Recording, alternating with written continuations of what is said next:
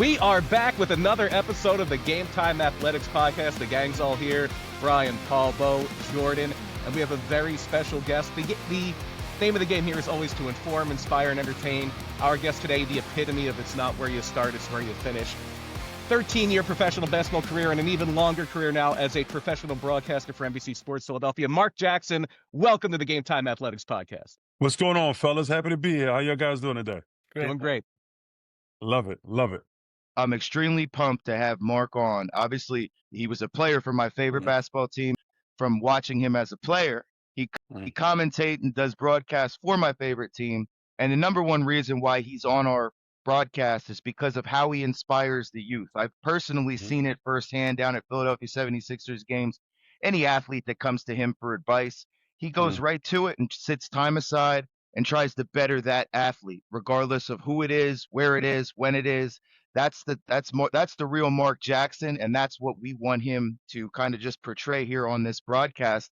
Marc, it's amazing. You played with my favorite player of all time, Allen Iverson. Talk a little bit about what it was like in a locker room with the answer. Everybody gives him all that grit with practice, right? Him not going to practice. Can you talk a little bit about the ins and outs of that? Well, Allen Iverson is always going to be a misunderstood individual because when you're not in the old saying is, you think someone's crazy because you don't hear the music that's going on in their head. But that doesn't mean they're not jamming out to their own tunes. AI has always been misunderstood. That's who he is, man. People fan over him and they want to hate him because of how he presented himself in the league. He had to know who's barred. Like, I am me. I'm not coming out to the corporate world trying to be corporate. I'm just going to be me. That's what got me here. Why should I change? And I love that about him. Just being, AI was a rock star, man. AI was, no matter what city we went to, and I was previous to play with a lot of Hall of Famers on different teams. I played with Kevin Garnett in Minnesota. I played with Jason Kidd, Vince Carter in the Nets. I played with Chris Paul with the Hornets. I played with a lot of great players, man. But when it came to AI, he was different. He was a trendsetter.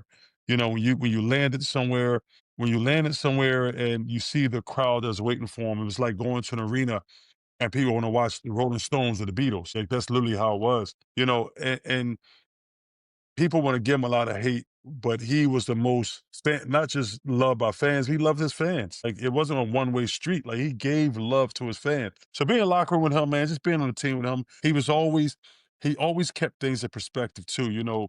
Like any professional sport, you lose a couple of games, guys get down, locker room kind of get quiet, things. But with him, he just, come on, guys, we hit the ball. We just teenagers living in adult bodies. Just remember what we're doing, having fun, man. So that was one thing that I really admired by him, the way he kept it light, no matter what the circumstance was on that court. And I really don't think that a lot of younger people today fully understand the cultural impact Allen Iverson had, especially in and around Philadelphia, because that franchise was barren after Charles Barkley left for a lot of years, and then Allen Iverson rejuvenated it almost overnight. Absolutely, man.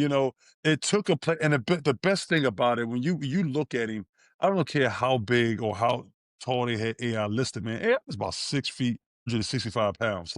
Think about it. In a world, to me, amongst giants, this little guy who's not a big muscle-bound dude, this little guy who played just as hard and aggressive than the biggest guys in the league, and he hit the ground more than anybody in the league, and he just got right back up every time. So you think about that. His impact is crazy. And one of the things I love, just to your point, Marc, is that now it's called the Xfinity Mobile Arena, but when that arena was brand new, the Core State Center at the very beginning, if you went up to the mezzanine, as you were going up the escalator, there was a height chart, and it started at Allen Iverson, and they listed him as 5'11", and it went all the way up to Manute Bol at 7'7", 7'8", and it was amazing. Yeah, you see the difference in size, man. It makes you admire him more.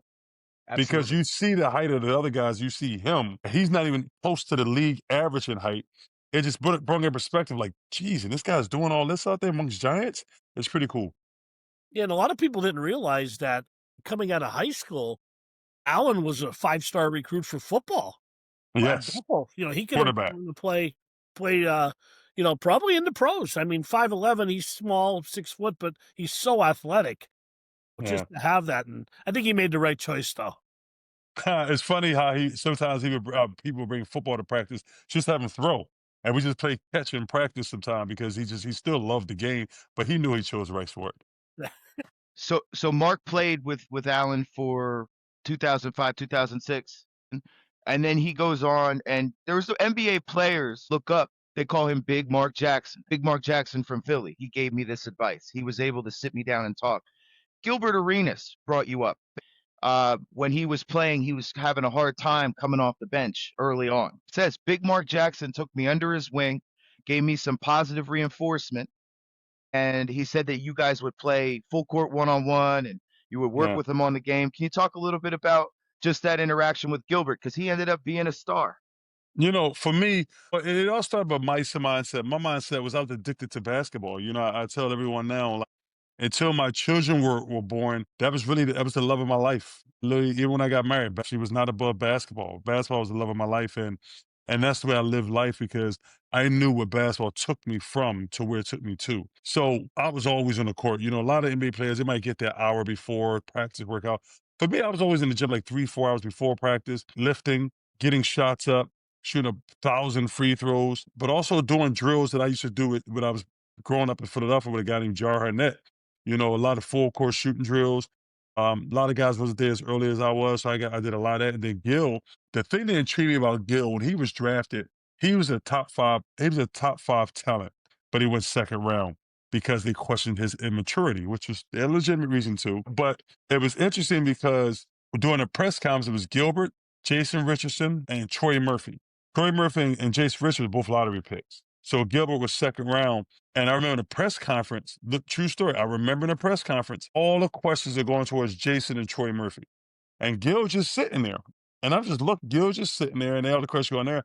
And then eventually the question was asked, yo, how do you feel about you supposed to be a first round talent, you show up to the second round, and everybody's only asking these two guys questions. People kind of looking at you as the second round. He said, I don't care. I'll be starting by January. And that mentality let me know how confident he was and how he really believed in himself. And then when you get to the NBA, I tell everybody, you have to be able to do everything the most you can. And then when you get to a team, they will put you in the position or the situation they want you to be. They want to put you in a role that they want you to master. And a lot of guys don't accept that role. A lot of guys, that's why a lot of guys are out the league. That's why it's easier to get there but harder to stay because guys don't want to accept the role that they put them in.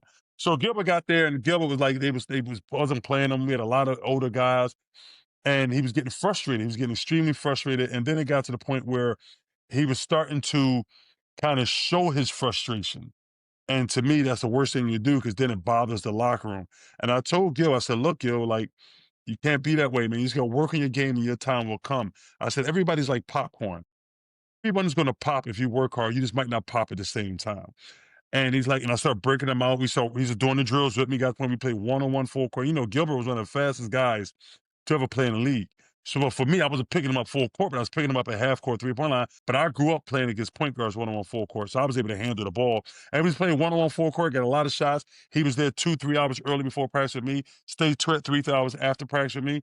And eventually his time came. And when his time came, he took off. I remember a game in particular where he played for Washington. It will go down as one of the best games I think I've ever seen. It was Allen Iverson. It's the game, Mark, where Iverson picked it off at half court and laid it in at the buzzer and into the corner of the arena.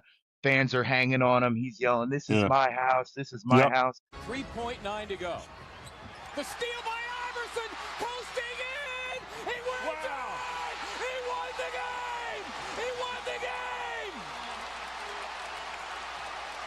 0.2 of a second to go, and that'll do it. Before that possession, I remember Gilbert Arenas chattering with a fan and talking because he was so into it. And Gilbert would literally come in and everything would be second nature to him. Like, obviously there was a star on the court as Allen Iverson, but Gilbert Arenas had that ability to just make things look second nature. And for all the kids watching, I want to elaborate on this. That comes from Marc Jackson, the hard work that Marc was able to put into the game, the hours that you don't see to make something, because everybody always sees the end result, right, Mark? Everybody always sees, you know, oh, wow, I want to be this. I want to do this. But it took that blood, sweat, and tears and that sweat equity that they put into the game to be able to do that. Marc has a ability to connect with kids. I've watched you roll into camps, and the biggest thing is you walk, good morning. It's a great day, right? It's a beautiful day. You bring this energy and this positive energy. Positive breeds positive, negative breeds negative. And the number one thing that makes you appealing to every kid in there is your energy right off the drip. Well, for me, being a public speaker, it comes from something. It's not just speaking just to be throwing words out there. It's what's your message. My thing is, I'm so appreciative for life, man. I have so much love for the ability to wake up and live life every day. And I think that goes a little under the radar by most majority of people because we're so used to doing something or getting something or being around something so much we don't appreciate it. The ability to wake up and enjoy your day has to propel you to want to be great or positive every day, and not just to yourself but to others as well. So when I go speak at these camps, or even not just the camps, the corporate events, when I go speak at these summits or things like that, the most important thing is mindset. Where's your mindset? Where are you mentally? Are you understanding the significance? Are you being where you are? Do you understand that you didn't have to wake up? Over 250,000 people don't wake up every morning. Every morning. You woke up. You was chosen. So live the life. So when I go speak to these kids and when I see these kids, when I go speak to some of the camps, and I understand these kids are kind of fatigued from camp and all that, but they don't have mortgage payments. They don't have house notes. Like they don't have car payments. Like you should be giving all your energy to the position you're in now, enjoying it. So when I come to these kids and I want them to understand, I tell you this, the biggest difference with now and, whatever is like, a lot of kids don't know who was before them. And that's understandable because now with cell phones, kids got so much going on. They don't really care what happened in the past. It's about the future. But what I remind them is no matter where you're from, no matter what you look like, you have an opportunity to go as far as you want to go. But are you giving yourself the love and the time in the craft that you want to go there? And when I walk into these camps, I speak to these kids, it's so important. And like, I'm not just fluff. I'm not just there to collect a check to speak to you. I'm there to make sure at least one person gets it. Because if one person gets it, he can spread the word. I think that's great. I mean, in my real job, we bring speakers in all the time, and it's just great to hear. And it is motivating, just some of the points you said. 250 don't wake up every day. Think about that. And to be the best in your field, you got to want to be the best. I agree 100% with everything Mark said. It's motivating. And then it takes a special person to do that. When Mark speaks, everybody listens. He came from North Philadelphia, correct? Yep. Born in Temple Hospital. We're talking about no running water, no heat, drug infested areas, really no role models to look up to at that time. He had a basketball and a dream to be able to get out of there. Who actually helped you train your game down at the court? I was trying to read up on that. You could talk a little bit about that because they believed in you with that basketball and you took that for granted and went for it. It's interesting. So I had two things that kind of introduced me to basketball, two different situations.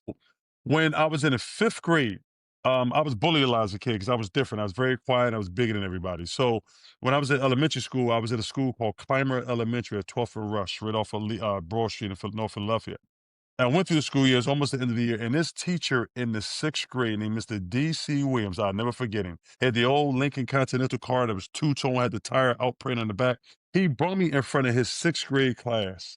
In front of the class, he made me stand in front of the class. All the kids booming, get him out of here. What is he doing? They making fun of me. And the teacher kind of just stood next to me and didn't say nothing. I was like, why is this adult bringing me in front of these kids to get bullied? I get bullied every day. And he said, y'all done? He said, I need y'all to shut up right now. And he went in his closet and got a basketball. And he said, I see something in this young man that he doesn't see in himself. And every day I see y'all pick on this guy and y'all boo him and y'all say nasty things, but I promise you one day you'll be cheering for him. And he handed me a basketball. He said, I want you to believe in you before you believe in yourself. I want you to find something to do with this ball and do the best you can with it. That was the first instance. Now, mind you, I went home, took the basketball, left it in the closet, didn't touch it. So then fast forward, some unforeseen events happened my last day at eighth grade where I was literally beaten half to death by my entire eighth grade class, left to die. My grandmother nursed me back to health because I didn't go to the hospital because unfortunately we didn't have, health insurance. My grandmother didn't, we couldn't afford to go. So my grandmother, I was on bed rest for like 3 months. My grandmother nursed me back to health. And then I remember one day I went to stay with my mom and I was sitting on her step after all this. And of course I couldn't leave my step because of the violence that might have come. So I was sitting on my step and this man, his name is Walter Bird, this man who played for Temple University and played a little bit in the ABA and was a really big guy, walked up to me and said, ask your mom, can you come with me? And I was like, who are you? He said, my name's Walt Bird. So I went to ask my mom. My mom knew him because she worked for a little bit at the local rec center. So he said, sure, you can go with him. And that gentleman took me to the local basketball court. And it was the first time somebody had taught me basketball. And at that time, that was the first time I actually really touched the basketball, other than when I was given. So every day that man would come by my mom's house, my mother's house, and he would take me and we work out. He had another son that was the same age as me, and we go work out every single day. Now, mind you, that my local playground was in North Philadelphia. We would be days we would walk from there across the Ben Franklin Bridge to the Camden YMCA, which is now a school. We would walk to that YMCA just to work out or just to watch the pro-am games. Then we would walk back and we would throw a football. He would stay on one side of the street and I'll be on the other.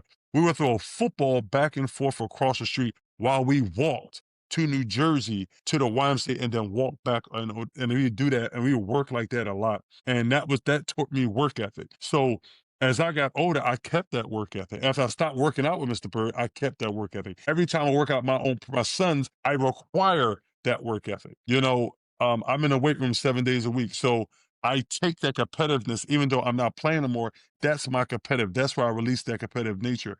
And I still take that same work ethic because that's how it all started.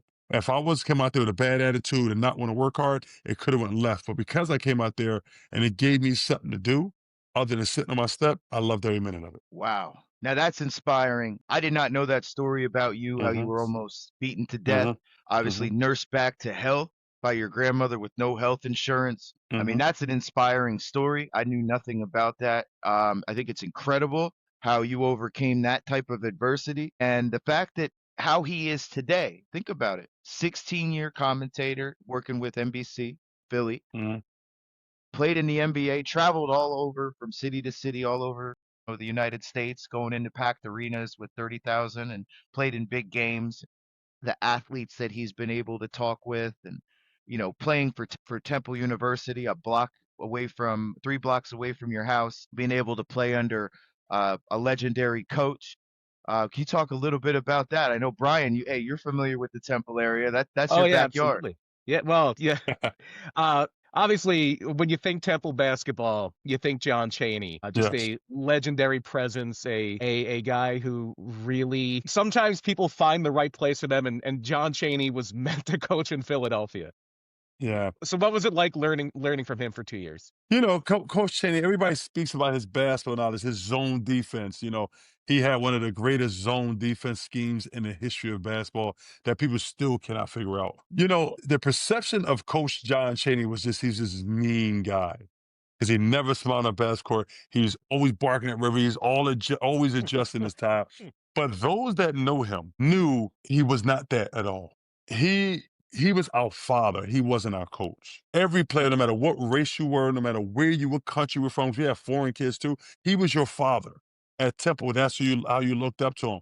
So for us, it was like we're playing for dad. So we do whatever dad asks of us, even though we know dad's going to be hard on us because everything he did was a life lesson. Everything he taught us was not just about basketball. He references to how it works in life. And that was the most important thing that most players took away from Coach Cheney was his life references.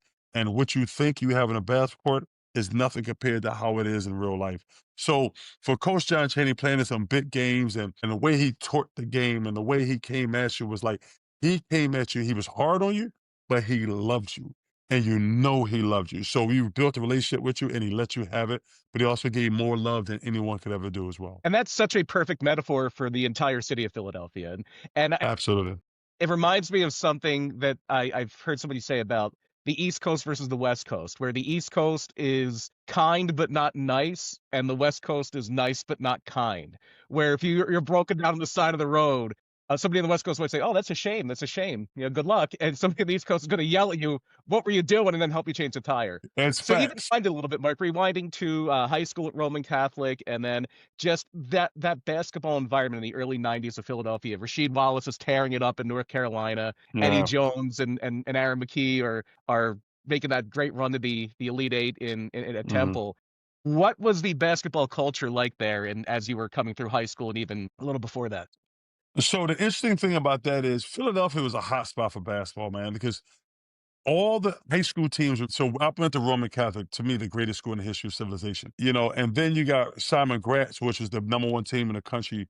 Then you have other schools. All the schools had good D1 players, but not just that. All the Philadelphia area schools were good. All of them were good basketball teams. You go back to John Griffin and when Phil Martelli took over St. Joe's, they were good. You go back to when Speedy Morris had LaSalle, they were damn good. Then you go to Temple with John Cheney. Then you go to UPenn. Fran Dunphy had 2 NBA guards on his team, Pooh Allen and Matt Mahoney. Like, they were good. Like, everybody was good. Drexel was figuring their way out. Everybody was good back then. Like, so you had great Philadelphia basketball high school talent, and you had great Philadelphia college universities that was there. So everyone was doing their thing. And Villanova was good too. And back then, Villanova may have been the worst of all of us. So you go back in time, but then you see all the talent that's out there and what we had to offer. Basketball and the Sixers I don't know what the Sixers was doing, but nobody cared. It was all about Philly high school and college basketball. This was the melting pot for great basketball. The atmosphere was wonderful. You can go to schoolyards and you see Dr. J or people at retired NBA players playing in schoolyard basketball games. Like, it was like incredible. And then in the summers, as I transitioned out of high school and into the college, all the pro guys, there was so many professional guys who had ties to Philly that was here in the summer working out. So it was always good to go watch. You go watch or you participate in pro level workouts. It was a hot spot. It was a hotbed for basketball. Mark, growing up in Philadelphia, playing for the legendary coach Cheney, being able to put that 76ers uniform on, knowing that, like, out those doors, down that alley, over there, that's where I was brought up. That's where I was laying on that bed. That's where my grandmother nursed me back to health. That's almost like you weren't supposed to make it, but your mind and your heart came in. Did you have any type of emotion towards that when you're like, looked at yourself in the mirror wearing a Sixers jersey? I know they brought those jerseys back this year, but Absolutely. that exact jersey. Can you talk to the people about that? For me, man, that's a good question. So I'm gonna tell you a significant story, like that was significant to me. I remember, my first year at Sixers, we're playing preseason games. In preseason, you don't really play in your home gym. So I think, and back then we played 8 preseason games. I think we might have only played 1, maybe 2 preseason games in our arena. But I remember the first one we played in our arena. I put the uniform on, I'm like, man, I'm seeing it hung up, man. And I played a couple preseason game, but it was the one that we played, the first one that was in our arena, and came out to warm up. And I was always early out there shooting. And, we had I don't know what it is, but back then, most of the security guards in the arena was just older people. Right? They weren't like cops. They were police officers. They was older people, right? Yeah. So we're sitting there, I'm shooting, and then I noticed like a lot of them started gathering together. I thought they was having a meeting or whatever. So then I was shooting, and as I'm shooting, I look at them, and then I noticed like a couple of them crying. I'm like, what's going on? And there's a gentleman who grew up in my old neighborhood by the name of Rodney. He said, Mark, come here for a minute. I said, okay. And he said, everybody's just overcome with joy because they see you out there. And I talked to him, and this one lady, I can't remember her name. She's like, we've seen you grow up. We've seen you in these neighborhoods. We've seen you in these schoolyards. And then to watch you put on that uniform and come out there and represent our city, it's not just you made it, we all made it. And that was very impactful for me. And I was when I got traded to Philly from Minnesota, I was very emotional. I was overcome emotional when I knew I was going to play in the Philadelphia uniform in Philadelphia Arena in front of Philadelphia fans, because I was that kid growing up and hearing the Sixers or watching about the Sixers, and then I'm going to represent the city. I'm going to put that uniform on. That is not something that I can ever write. If I was writing a script, that's nothing I can write up, man. But I was so blessed and so happy that I got that opportunity. Billy King was the general manager then. I remember asking Billy for an extension, and he gave me an extension down in New Jersey Turnpike extension. So he traded me to the Nets. And I was like, oh, but you know what? But like I said, and I told Billy that joke when he called and told me he traded me to the Nets. I like, Billy, I asked for an extension, and you gave me an extension down the Turnpike. But and we actually laughed about it. And I told him, thank you for allowing me to play for the Sixers, man, because even if for one day, a lot of people don't have that opportunity to play in their home city. And better yet, imagine this: I was on a team with 2 other guys that we all grew up in the inner city of Philadelphia. Myself, Aaron McKee, and John Sammons. We all happened to be on the same team at the same time. That was like a gift that was given that lives with you forever. And on top of that, your second year, your head coach is Jim O'Brien, who's also a Philly guy. Roman Catholic. Roman Kelly, and I love it. So people always ask me who's my favorite coach of all time, and I say Jim O'Brien. Like, you play for John Cheney, you play for Byron Scott, you play. I said, dude, Byron is still one of my mentors to this day. I go out to LA and play golf with him a lot. But I said my favorite coach of all time is Jim O'Brien. I love that guy. He knows it too, man, because he was a no nonsense kind of guy. He took no crap. He didn't care who you was, and I loved it, man. And that pretty much is why he got fired as I think after 1 year, because Billy was trying to. He's like, no, and he didn't want to, heed to what Billy was saying. But I was so fortunate to play for him, man. He's my favorite coach of all time. Since 2011, Innovate Media has transformed everyday spaces into powerful engagement platforms. What started with commercial massage chairs has grown into a multi-concept, multinational network delivering over 2.5 million guest experiences every month. With more than 10,000 assets nationwide, our partners rely on us for industry-leading coverage, data-driven insights, and technology that creates real one-to-one consumer connections. At Innovate Media, quality isn't a tagline, it's the standard behind every experience we deliver. If you're ready to evaluate your property and unlock new revenue, visit Innovate Media and see what smarter engagement can do for you. Great-grandfather Frank started it, a little store in downtown Pottsville. 4 generations and over 100 years later, Murphy's is still a neighborhood jeweler experience. Sure, with a few more brands, but still defined by a passion for fine jewelry and timepieces. A genuine enthusiasm for people and the patience to get it right. That's how we did it in 1913, and that's how we still do it today. The Murphy Experience.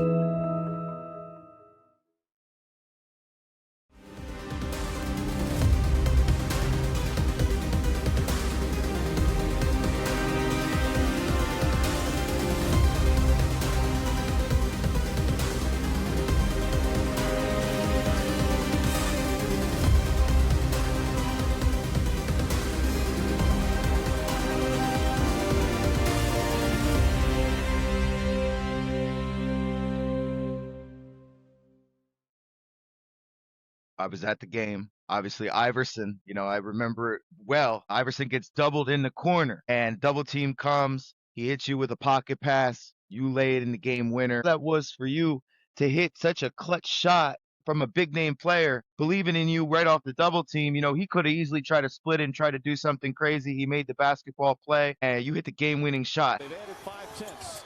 Iverson gets it in the corner, tied up, feeds to Jackson. Jackson banks it in, and the Knicks call time with 0.6 of a second remaining as Philly takes the lead. As we lose the timeout, let's watch. There's the double, and Jackson rolling down the paint.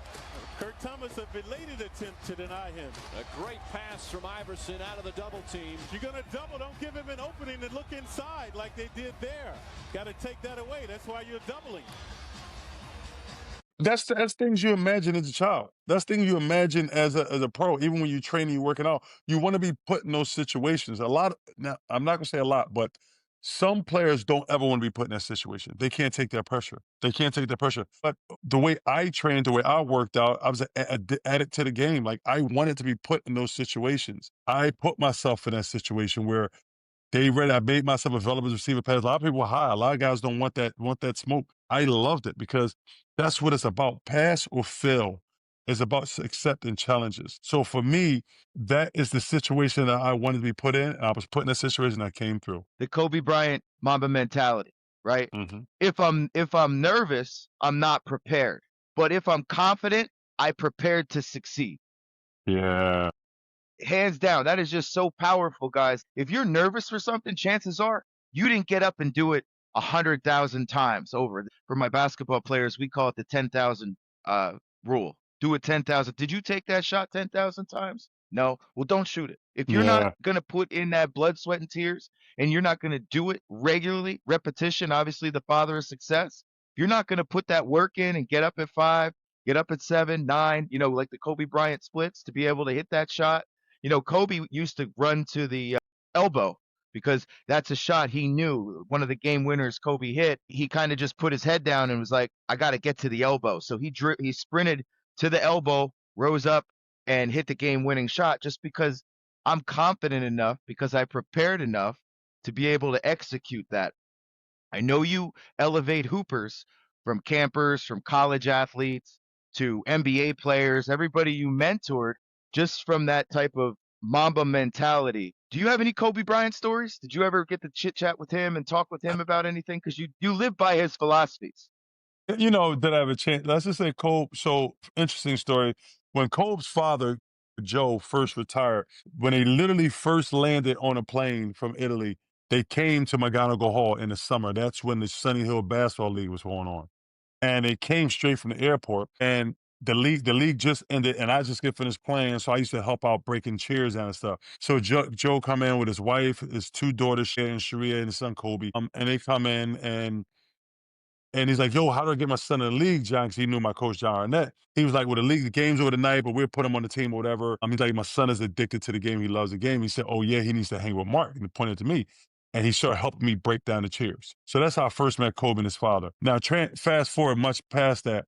Kobe is, a lot of people don't know this, but Kobe is very near for me. And a lot of people say that, but they don't know whatever. But Kobe's like a little brother to me, to the point his family is my family, to the point that I introduced his sisters to their husbands. Yeah, his youngest sister is married to my childhood best friend. They have three wonderful kids. A good friend of mine, Tony Jones, who writes for The Athletic, told the story the first time he seen Kobe. We were working out at St. Joe's, me and Kobe, and we was working on dunking on each other. And that was the first time he walked in the gym. Kobe, I'll never forget. So after the first time we worked out, I think he was 13, I think, at the time.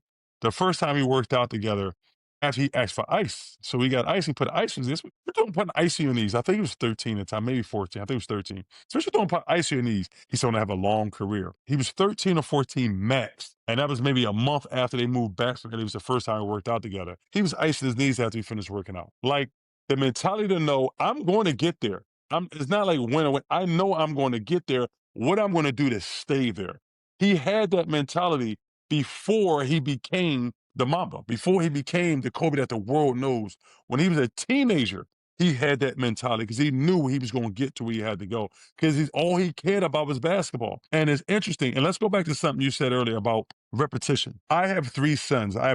Two, my oldest son is a starting power forward for Lafayette College. As a freshman, my middle son just coming at the VC, Virginia Commonwealth. My youngest son is 14. He's in ninth grade enrollment. The interesting thing is when I'm working them out, don't get bored with being bored. Don't get bored with doing the same thing because I said it's going to get you to the next thing. So every time we do a drill, every time we do something, I relate it to players. Like we have one ball handling we talk, all right, let's do the Kobe's. It's a certain way you do it in and out.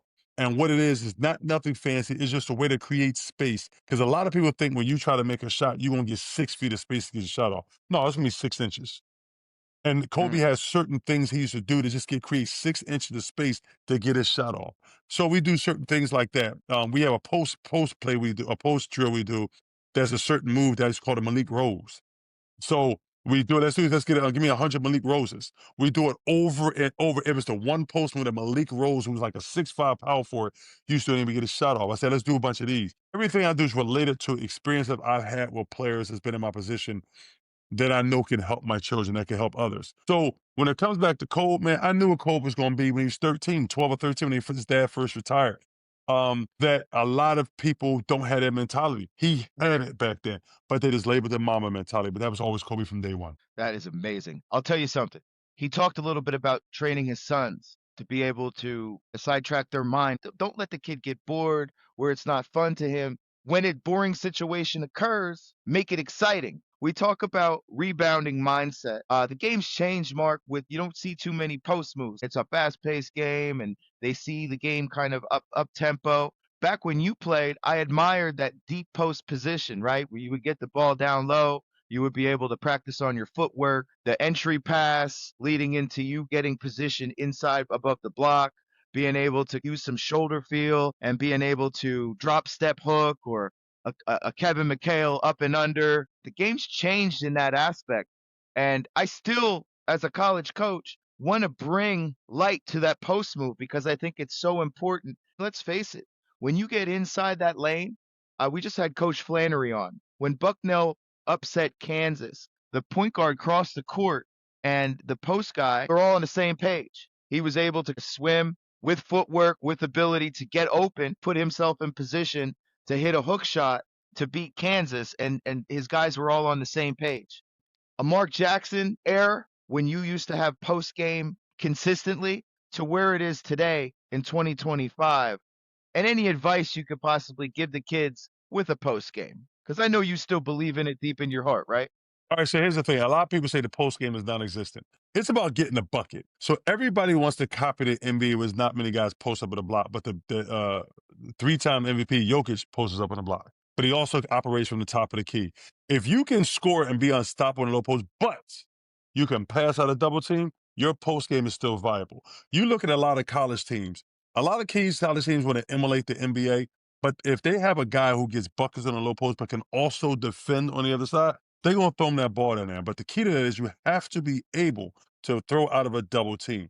With that being said, is not many 2, 3, 4 dribble down back downs no more when it comes to post. That's kind of non-existent. So when I just had a gym, last week I had a gym full of guys who consider themselves bigs. I had the big guy, Mike from Plymouth Whitemarsh, who's going to be probably start for University of Penn next year. Keenan Emmanuel Butts, who's the starting power forward for or center for Haverford School.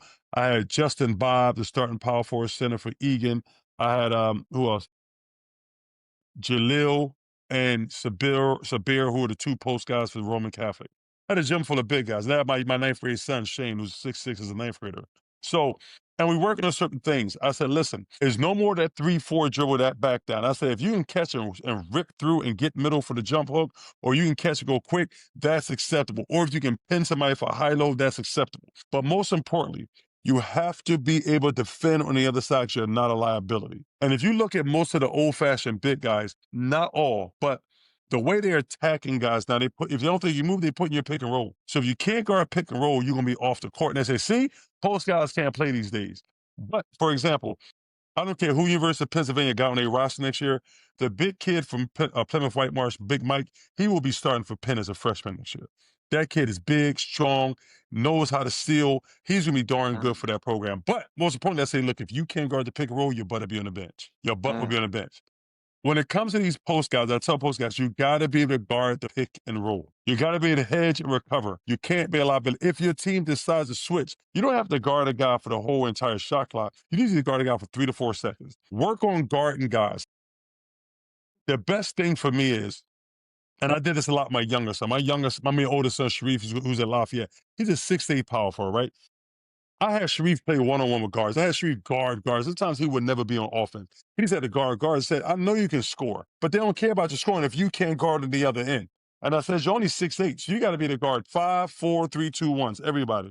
It's so important. It's so important to these young guys. If you can get a bucket, but knowing that you can draw a double team, that is a benefit for the team you're playing on. Be able to pass out the double team, be able to guard on the other end, and their life will be much better. 100%. I said to the team two nights ago when we were practicing seals, how important it is. We run Memphis series where we have 3 different options and the dribble handoff action. I brought you up on how you seal down the lane, your target hand, setting a really good screen early, rolling the proper way, and giving yourself a target hand. Kids get away from that, especially at D3 level, D2 level. They don't understand the importance of what it is on how you can literally cheat the game. It's like a game genie. Yeah. On being able to put your body and be big when you come across the middle and seal. I had a point guard, a little guy. We stopped practice. We all started clapping it up because this little dude, Devin Adams, Paul, you know who he is. He had his guy pinned on the block, and he's just sitting there little. The big dude's just towering over him. He just has his guide hand out, and he gets a perfect seal. And we all stop him like, we haven't seen that in years. Everyone's like looking at us funny. Like, what? That's easy to do, coach. We're trying to get them to do it all the time.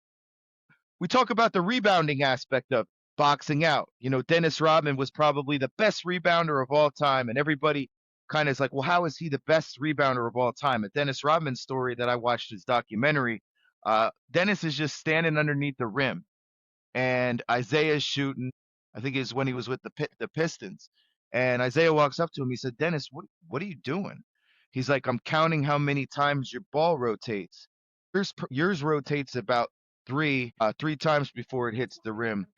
His rotates about 3.5 times. And there was Dennis just sitting in there. So obviously Dennis was a freak athlete.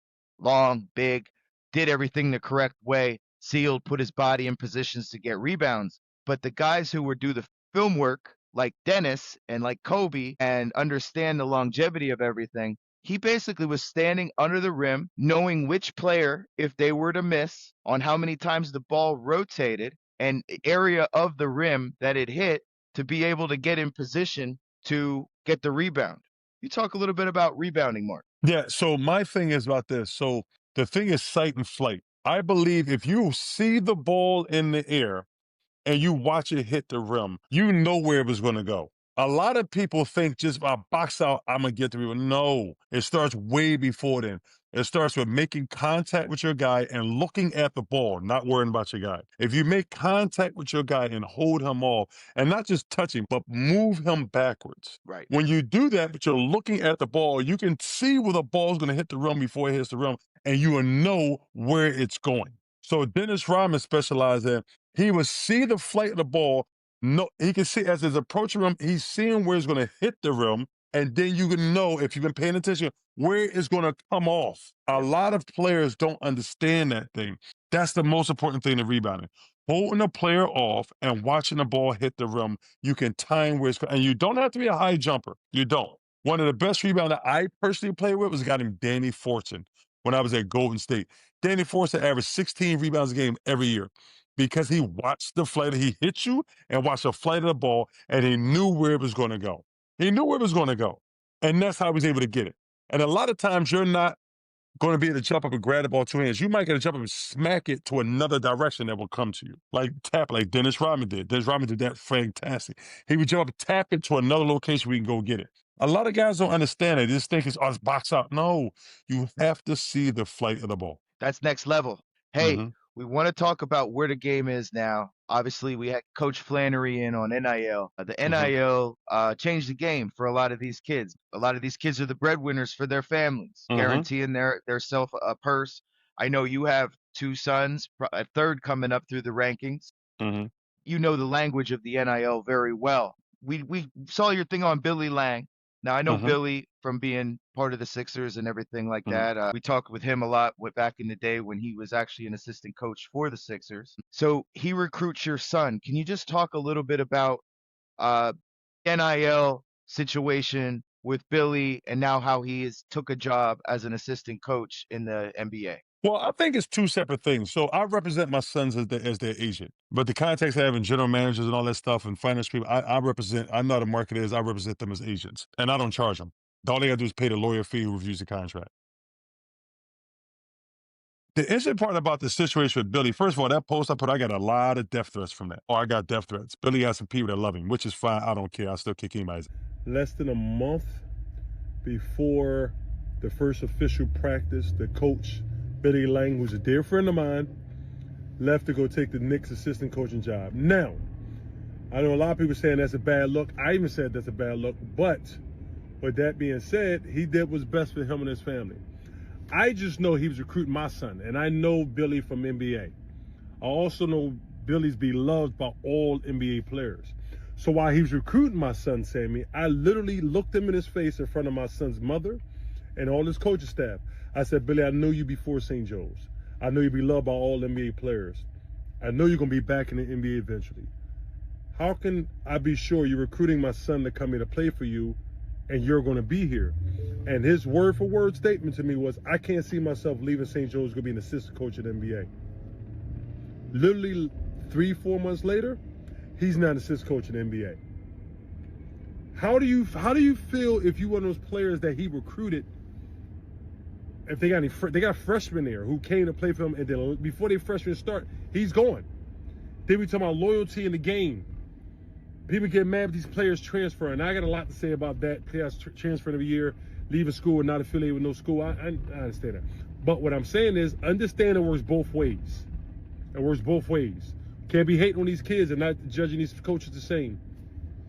So with that being said, when I posted that, when people, they look at that one, but they don't look at the other ones that were connected to that. So for me, I know Billy. You know Billy. He's an incredible dude. He's a great coach. He's a better human being than he is coach. Everybody loves Billy. And I know Billy. I know Billy before he takes St. Joe's job. And I laughed. And I was, not just then, but prior to that, I was always laughing with him, like, when you leaving? When you leaving? Like, no, Mark, I'm here. But I know Billy. And like, sometimes things that your path is written out before you want to admit it. I know Billy's going to be back in the NBA 100% because he's loved by every player, every coach, every general manager. He is loved by everyone. That's great, right? So when he's recruiting my son, I'm sitting there with myself, my son, my son's mother, who she don't really know about basketball, but she's learning. She's not really learning about the way that the inner things work, but she's learning. And then it's Billy, and then it's his staff. She's recruiting. I know Billy wants my son. I know he wants him bad. And I'm like, but Billy, I asked him, I said, Billy, I know you, Billy. The world knows you. You're not going to be here long because you're loved by everyone. College is wonderful, but there's too much stuff going on. You're going back to the NBA. Tell him that to his face in front of his staff. He knows that. We all know that. He was like, no, Mark, well, I don't see that happening. You know, my son plays for me. I got my 2 twins coming here next year. I don't see that happening. They're going to leave here to take an NBA assistant coaching job. And literally 2 months later, he leaves to go to the NBA. So, mind you, let me make sure this is perfectly understood. I was stating that I know you want my son, Billy, but I know you will not be here for the course of my son's career. I just know it. No matter what St. Joe's does, either he's going to get poached to be a head coach in the NBA, or he's going to be some kind of advisor, or he's going to be something, because that's how much he's beloved in the NBA circles. So it was no disrespect. But then what I was saying is the whole message back to the two-part post I put, but everybody want to see the post about Billy. What I said is he recruited my son. He said he was going to be there. 2 months later, he was gone. So my son would be somewhere else now. He had transferred before he even got there, right? And then the next post I put was about the players going from different school to school to school to school. So the whole message behind it all is coaches don't get as much chaos driven to them when they up and leave after they promise these kids, I'm going to be here, I'm going to coach you, yeah, fine. But I understand it's a business. You got to do what's best for you and your family. But then people are killing the players for leaving. It's a business. Now it's a business. Now, like I said in my post, I'm going to say here on your show, coaches can do whatever they want what's best for them. Players can do whatever they want what's best for them. But give the coaches the same amount of hate that you give the players. But now, let me say this, and I'm going to leave it at this. I don't believe in players going to 3 and 4 different schools. Because, first of all, with these little things that people don't know, and these players have so many people in their ear that don't know their head from a hole in the wall. But they're giving these players all these things they want the players. I don't like the way their coach is playing you. You should leave. Or their coach will not use you. You should leave. So now they end these players here with negativity. So these players can't even enjoy their college experience because somebody said they should leave because they only got 5 shots, or they didn't get no shots, or they got too many shots. Like, there's no winning with these players if you have the wrong people in your mindset, in your mind. And you go by this, and these players getting called every day about players' agents. I like to use my player, man, you got to leave him like this, we're leaving. What's the coach supposed to coach? Like, so it goes both ways. My thing was not a shot towards Billy. It was a shot towards coaches. And the same post is a shot towards players. I'm going to say it like this. I tell these players, don't go to these schools thinking to go for 3 or 4 different schools. Because, A, what you don't understand is every time you transfer, all your credits don't transfer with you. So if you go to 4 different schools, you're not going to be able to graduate because you don't have enough credits. You're going to have like 2 more additional years of schooling you have to do to graduate because all your credits don't follow you. Secondly, most important thing, it's going to be a harsh reality for 90% of players when they get out of college sports because now you have to go into the real world and get a job. A, most of the time, your first job out of college is not going to pay you like it's getting NIL. Secondly, a lot of the opportunities you get post-college is by the connections you have made or the affiliation you have to a certain university. If you went to 3 and 4 universities, you don't have no claim on universities. So those networking opportunities are now out the window. So you don't have that no more. So then you're trying to start from scratch and you don't have a lead foot in because you don't have a networking group because you're not affiliated with none of those universities because you went to school for 1 year. Each school for 1 year. It's not a good look. When it comes to building right, experience matters.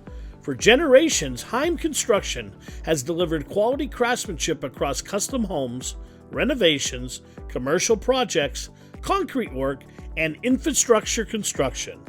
From concept to completion, our team is known for dependable timelines, attention to detail, and results built to last. If you're looking for a contractor you can trust, Choose Heim Construction. Built on experience, built to last. When it comes to fresh quality turkey, Cuck's Turkey Farm has been a family tradition for over 85 years. From whole turkeys and turkey products to deli meats and specialty items, you can trust Cuck's for delicious farm-raised turkey that's always fresh. Whether it's for your holiday feast or everyday meals, Cuck's has you covered. Cuck's Turkey Farm, where quality and tradition meet.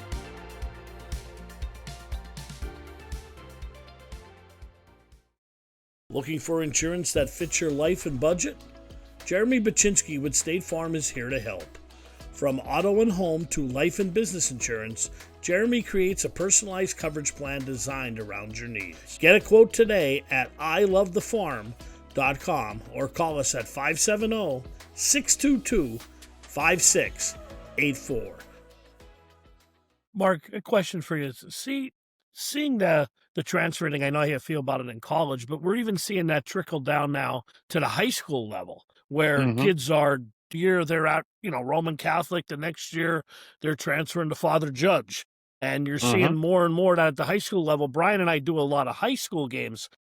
I would think the same rules apply, same thing, the networking, the camaraderie, and back in, I think it was like 2019, 2020, I called the high school All-American game with Fred Carter from the Sixers down in Atlanta, and there was a young man, I believe he's on Golden State now. I think it was Jonathan, I think his name was Kuminga, someone a K. Jonathan Kuminga, yeah. He was a lottery pick. I think he got picked 7th overall. He had 4 different high schools in 4 different years, even back then. Yeah. So, and he was fantastic. He was a man among boys during that game. And it's just amazing, but you're even seeing that trickle down now to the high school level of the kids changing schools a lot. Yeah, it's interesting. A lot of the top players in Philadelphia have left Philadelphia. Yeah. They went to there's new scholastic leagues around the country that a lot of these kids want to participate in, so they leave. They leave the local high schools to go over there. Now, I don't know what that's about. I know too much about I know a little about Scholastic League, that league that everybody's playing in, or the Nike League and all that. So guys that I'm playing that. But I say this, like, my sons were at Roman for their whole career. I will disclaimer, all my sons went to Penn Charter High School for middle school, and then I moved them to Roman Catholic. But Penn Charter knew my sons was never playing high school sports there. They knew that before they went there. They knew they was all going to Roman. They just knew that. But with that being said, like, Sharif's now, so my oldest son is at Lafayette. I'm getting calls from other schools like, hey, was Sharif considered transfer? Like, no, he's not. Sharif is not getting NIL at Lafayette. Now, if somebody come around and offer him the same kind of money that VCU gave Sammy, he might consider it. But that's not what he's doing. Sharif, my sons are different. Sharif is a brainiac kid. I'm going through with this. Sharif is a brainiac kid. His major is quantum physics. Now he's going to minor. He's going to major in quantum physics. He's going to minor in chemistry. That's who he is. He chose Lafayette. Great school. Great school. It came down to Princeton and Lafayette. He chose Lafayette. I think Lafayette coaching staff won that battle by far because of they shown how much he wants you. Sharif don't care about all that NIL stuff. Sammy had many offers, a lot of major money offered. He chose a school that's best for him basketball-wise. I look at my son Shane.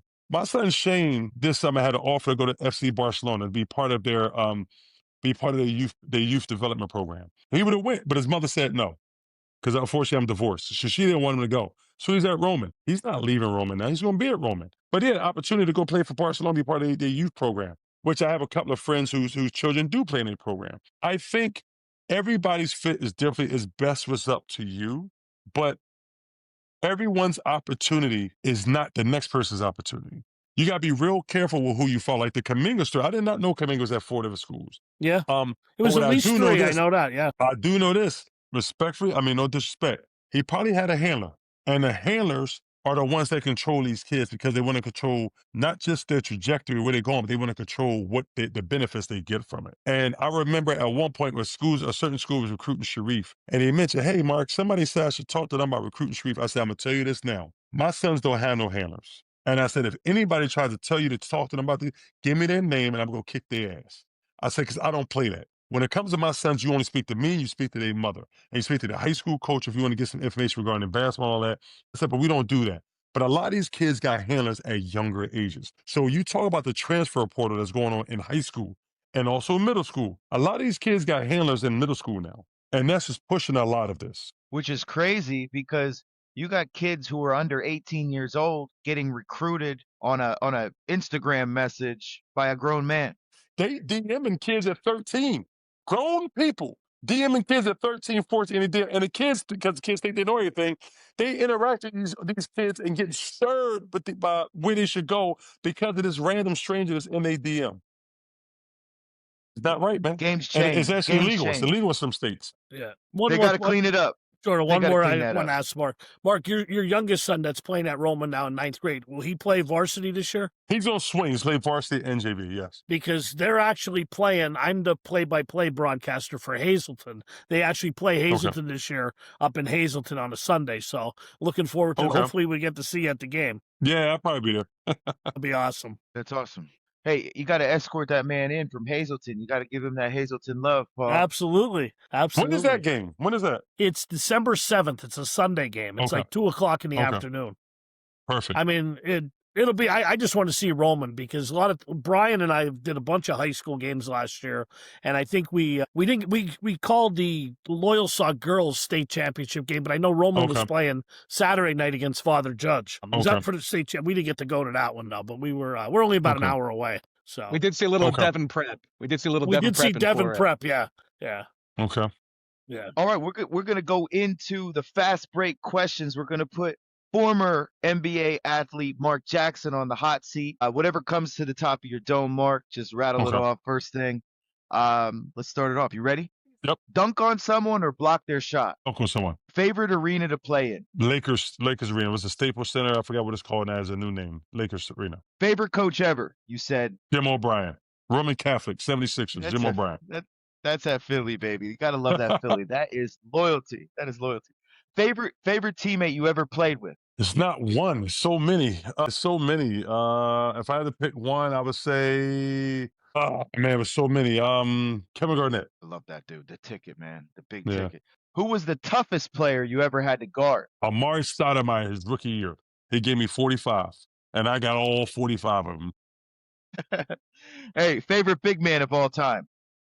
Shaquille O'Neal. If you could pick a player to mentor in today's NBA, who would you pick? VJ Edgecombe. We talk about him. Is his nickname the Generator now? Everybody, all the kid on my basketball team is saying, the Generator's coming tonight.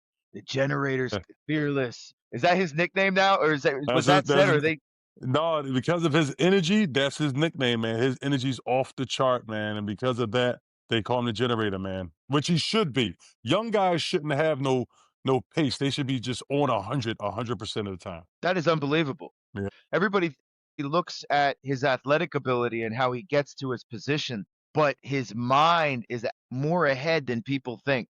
You see how he caught the ball at the split at the beginning? It was game one. He caught the ball in the split and was already down a lane, meaning that defense let a little crease up. Usually a rookie misses that. Yeah. You know, a rookie's going to rely on their athletic ability to be able to shoot the ball and everything. Edge took that. Like, I came from nothing, and I made something, and how he took off like Anthony Edwards.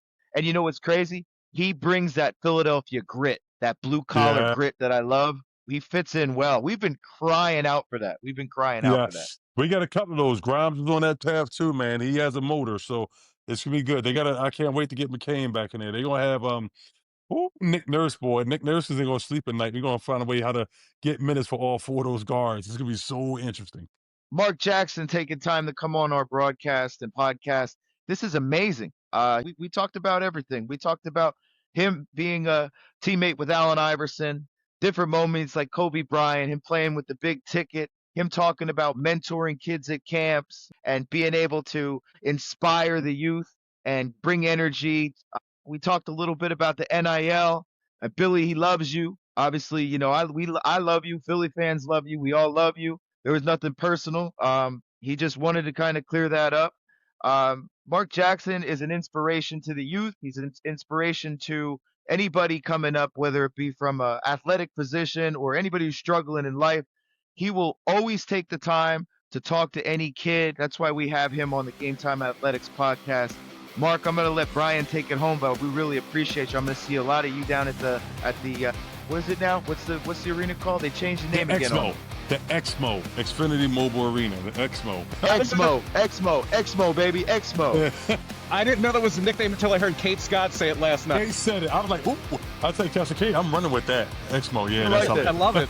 I love it. They changed the name. I remember when we had the Lexus Lounge, Mark, and remember you guys were set up in the Lexus Lounge with the TVs behind you doing the post-game broadcast. The arena's changed. Now the whole Lexus Lounge is the DraftKings this and everything. They're constantly changing it. Regardless, Marc Jackson is an inspiration to the youth. He's done so much. Very, very good man. Love to hear the stories coming from the poverty and fighting for your life, being able to put on the Sixers jersey. Amazing time with you today, Mark. I appreciate it. Thank you, brothers. Appreciate you guys. My pleasure. This thing we always do here, Mark, the answer is in orange behind me above the word athletics. You got one last question before we go. What time is it? It's game time. Gotta Game time love it, athletics, baby. Appreciate it, baby. Thanks, Mark. Thank you so much, Appreciate you Mark. guys.